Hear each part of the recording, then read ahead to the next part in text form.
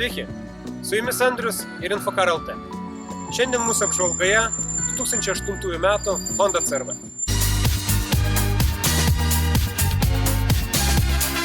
Tai šeimos automobilis, turintis bekelės savybių.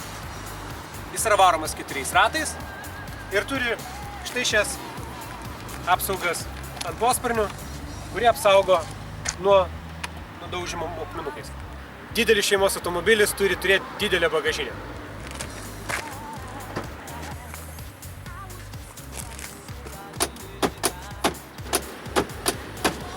Praktiški žmonės, kol jie dar nenuėjo iki Norfos, daro taip.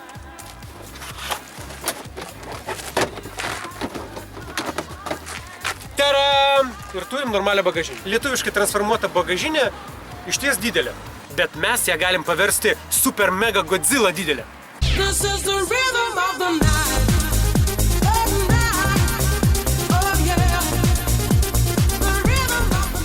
Pasižiūrėkime, kaip sėdėsi keleiviams gale. Durys atsiveria labai plačiai. Vietos gale labai daug. Tiesą pasakius, aš galiu netgi koją ant kojos užsimesti ir man vis tiek bus jos daug. Grindys visiškai lygios, todėl trims gale tiesiog išskirtinis komfortas. Sėdynės stumdosi, o atlošai turi netgi 3 padėtis. Stačiausias, žemesnis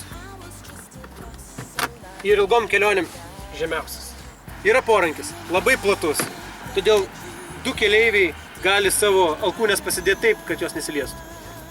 Beje, yra 2 vietos gėrimų. Keliamės į priekį. Vairas trauktas oda, jį malonu liesti, mygtukų nėra daug. Čia yra radijo valdymas ir greičio valdymas. Radija groja MP3, yra 2 zonų klimato kontrolė. Plastikas. Plastikas, plastikas, plastikas. Odos čia beveik nėra. Daugiausiai jos ant vairuotojo kūno. Automobilyje 2 daiktadėžės. Viena skirta popieriams, kita tualetiniam popieriui. 2 vietos gėrimam ir didelė erdvi dėtuvė smulkmenom. Tiek vairuotojas, tiek ir keleivis turi savo porankius. Pusės litro talpos gėrimą galite pasidėti štai čia arba į stalpo durelės. Bet jeigu jūs jį pasidėsite čia, jūsų mobiliam telefonai, o kurį greičiausiai turite, vietos nėra. Išmėginkime automobilį kelyje. Sėdėti aukštai malonu visada. Malonu ir čia. Aukštame automobilyje visą laiką matai daugiau kelio, negu kad aplinkiniai važiuojantis lengvosiomis mašinomis. Vairas važiuojant mažu greičiu, pavyzdžiui, parkuojantis, yra labai lengvas. Ir tai padeda parkuoti šią didelę transporto priemonę. O važiuojant trasa, pavyzdžiui, 90 km/h greičiu, vairas tampa sunkus ir priduoda tokio saugumo, užtikrintumo. Matomumas yra geras. Ypač padeda dideli veidrodėliai, kurie yra labai aukšti ir matosi labai daug vaizdo, tarkim, irgi parkuojantis ir daug automobilių šone. Šitas modelis konkrečiai yra su 2 litrų benzininiu varikliu su 150 arklio galių automatinė pavarų dėžė.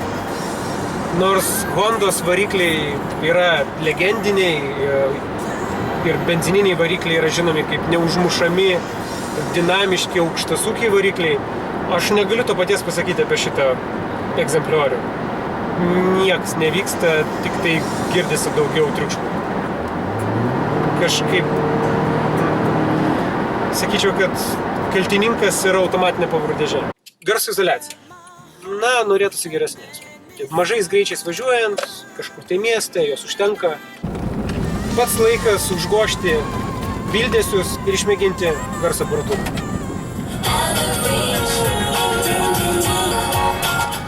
Gal kalti nustatymai, bet garsas labai toks plokščias ir vienotonis.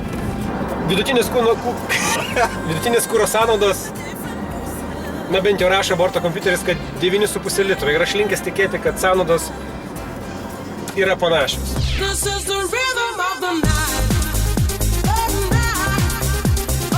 Honda CR-V. Didelis, patikimas, praktiškas ir neįdomus. Su jumis buvau aš, Andrius ir Infokar LT. Iki kito karto.